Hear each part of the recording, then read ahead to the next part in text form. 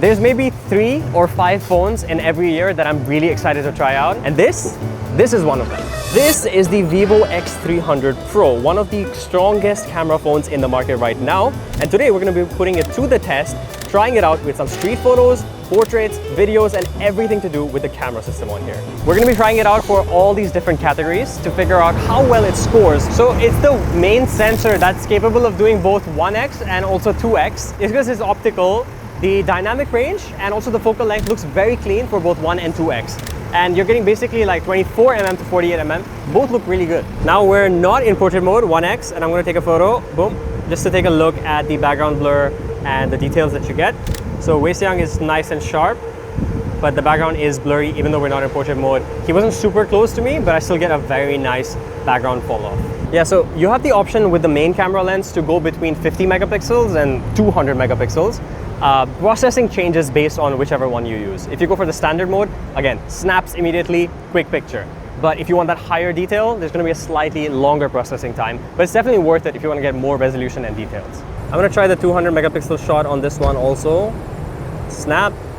Wow, the processing is still quicker, but if I zoom in here to the branches, okay, that's where you see the usefulness of the 200 megapixels. The details in the trees are significantly better with the 200 megapixel shot. So I'm going to zoom into that clock over there to figure out how much resolution is retained when you crop into a photo rather than zooming in. All right, so I'm going to put this on the 200 megapixel mode, focus in on the clock right over there. Let's hold focus, drop down on the exposure and snap. So you see it processes a little bit, about a second and a half. Tap into view the photo, let the numbers come in. That's when you know the processing is done. Now zoom in and holy crap, that is crazy. That is crazy. Look at the top right corner to see how much I've actually zoomed in there. Okay, 200 megapixels, not a gimmick. Really damn good. Okay, for this test, I'm gonna get Tarsh there to take some portraits of me trying out the X300 Pro. And I just wanna see what it looks like from the different focal lengths, starting up from 35mm all the way to the max without the photography kit. And I'm gonna snap on the photography kit and then see what magnification we can get. Will it blur the tree? Oh, it does, yeah. Works nicely on this as well. Not the best blur, to be honest, when it's on non-human subjects, but it's all right. Let's see how sharp I can actually get it on a moving subject like a bike. I'm at 10x right now. Just gonna snap some photos as it comes close, put it to 3.5. For this shot, this is kind of like a panning shot, but because the shutter speed is so high, you don't get a lot of motion blur. But on the subject, the biker, pretty much all details are on point. It's locking in all the details, not bad at all. When it comes to the main camera, honestly, there isn't much I can say because this is so incredible. Colors are great, processing is really nice, and all in all, that Zeiss look that you get gets the job done 9 times out of 10, which is why I rate this a 9 out of 10. If we had that flexibility to turn off and on AI, I would maybe give this a 9.5 out of 10. Now, when it comes to the ultra-wide, this is actually capable of shooting at 50 megapixels, which is quite a high resolution. And when it comes to ultra-wide shots, you kind of want a higher resolution so that you can crop in, get some details, but also see the maintenance for the distortion control. So we'll try that out with some ultra-wide shots now. Let's zoom into the detail in the back here. So 50 megapixel turned off. I can see the thing pretty well. I can see the wording's okay, not that great, but with 50 turned on, you can see it's a lot clearer and I can read a little bit, maybe not a lot, but a little bit clearer. Okay, one thing I did notice is when you turn on the 50 megapixels for the ultra wide, the image processing takes a little bit longer. But when you take a regular photo, it snaps really quick. All in all, I feel like the usability of the camera app hasn't changed from before. It just feels a lot smoother and you won't have an issue whenever you're using the app. Wow. Okay, so ultra-wide on most cameras is like an afterthought, in my opinion. But on this, and a lot of newer phones, it does seem like they pay more attention to it. Even though this is very heavy on the telephoto side, the ultra-wide performance is really good, especially when you zoom into the darker sections, for example, of the tree down here. If it exposes, usually for the highlights, the shadows will have like that murky, noisier look to it with a little bit of grain. But in this, it's clean both in the shadows as well as maintaining the highlights.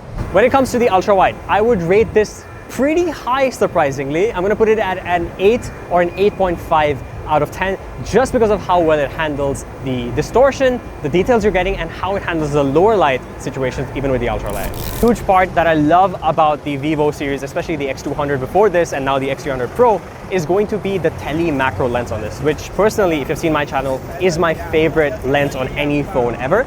And now I'm going to try out some results coming from that tele macro lens. So there, turn on the macro. Incredible. Look at the, oh my God. Brother, you can see the scratches on the BMW logo. That is wild. Okay, let's actually try it out even one step further by activating the 200 megapixel shot while in the telemacro mode. Again, it'll take a second to process, but once we kick into the image, okay, processing done, zoom in.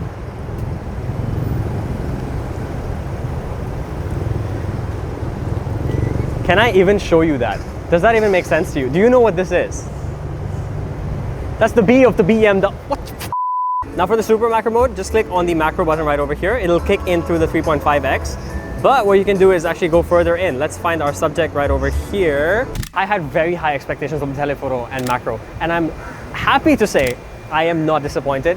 Very good performance. I do feel like the focusing has become a little bit snappier and faster than the previous generation. I don't know if that's real or not, or it's placebo, but it is faster. I would rate this a solid 9.5 out of 10. Now, a huge part of what a lot of people will get with the X300 Pro is going to be the photography kit. And inside the box, you get a whole bunch of things. But I want to find out, is it actually worth getting the photography kit? Let's try it out. So it's simple. You get a case, which is, by the way, in partnership with PGY Tech, which is like a really well-known camera manufacturing for gear and the accessories and rigging. You get a grip on here, which is ideal for those long-term shooting situations, especially when you're out and about like this, which comes with a shutter release, a zoom ring, a exposure wheel, and also a video recording all on there, while still having Type-C at the bottom to charge up the device, as well as being able to use it at the same time. And of course, can't forget about the telephoto lens, which takes the zoom to the absolute next level. And let's try it out. Now with this ring attached, we can actually simply find the two lines to align them right over there. And boom, you've got yourself a freaking camera. Incredible. Now with the kit attached, there's a symbol that'll appear on top, which activates the telephoto lens kit. And this allows you to shoot in pretty much almost every mode, especially after the update, the software update that came to this phone, which is a lot nicer for me personally than, for example, the OPPO Find X9 Pro and the Telephoto Converter Kit, because that needs a dedicated Hasselblad telephoto mode to use, while this works with pretty much any mode you're in. Huge win. Now right here, when you connect this up, you'll see turn on telephoto extender. We're gonna click on that, and immediately we're in that telephoto mode. And just look at how beautiful that looks. You can even activate this in portrait mode. So now if I press and hold and snap, just like that, let the processing kick in. How gorgeous is that? And that's shot through glass, which is crazy. Now with this kit on, the focal length goes from 200 mm to 400 mm to 800 mm to 1600 mm. I don't even know how to describe how impressive that is, but once you see the results from this, you will understand why this was a pretty big deal. Okay, so right here, 200 mm, amazing processing. I don't think I need to talk to you guys about the processing on the Vivo. Recently, we've seen that this is probably one of the best processing we've seen on phones, and it's doing a great job once again, because the dynamic range you get is very, very high on this. If I'm not mistaken, it's between 16 to 18 stops. I don't remember exactly, but it's very high dynamic range. 200 mm looks great. 400 mm still from the same spot looks very nice. Even at 800 mm, we're getting some details there. But of course, this will be better on object-based things, not humans so much. And then there's 1600 mm, which here it's a little bit softer. You can tell it's struggling a little bit. It's using AI to process, but still doing a pretty good job. One thing I do want to specify is that just because you put this lens on doesn't mean you need to go to the max zoom of 1600 mm. Do keep in mind that up to 400 to 800 mm, you will get pretty good looking results out of this. Like, it won't look like a shot on a phone at all. But anything beyond that, you will start to see the image quality degrade just a little bit. Now I'm gonna do what I like doing best, swap over to the black and white color mode and do some street photos using the telephoto lens. One thing you will notice with the Telephoto Converter Kit is that the natural bokeh you get out of this is very strong, meaning you don't actually need to get into portrait mode to get really good looking results. For example, right here, the flowers on the bicycle, I don't need to switch to portrait mode, but check out the background blur that I get straight out of camera. Quick test to see the telephoto capability with and without this lens right now for the same exact subject, and let's see which compression and focal length looks better. That's with the lens on at 400 mm. Let's take the lens off and try the same thing out for telemacro. Immediately the minimum focusing distance is a lot closer, so at 3.5 I'm like, look at how close I'm in there. I don't need to go so far back. Right over here, snap the photo. But what if we want compression, Omar? Yes, okay, we'll try it out. Calm down, guys. Jeez. Dude, the fact that the the results with this on and with this off are comparable is pretty impressive, because this is an extra 2 pieces of glass in between this and the sensor, which means it should be lower resolution, but it isn't. It's actually pretty good. A huge part about this phone that I'm very impressed by is the fact that I can shoot 4K 10-bit log as well. We're gonna try that out now, recording in 4K 10-bit in the different environment scenes that we're in to test out the different colors and exposure. Whoa. So one thing I did realize is that it constantly seems to overexpose just a little bit, and the focus shift is very fast. So the beauty of the photography kit is I have this little rocker on top that I can move around to exposure compensate. So if I want to make it brighter, I just go to the right. If I want to make it darker, I just go to the left. Very handy. For me, the ideal setting seems to be at minus 0.3 to minus 0.7, because that gives you really nice proper exposure.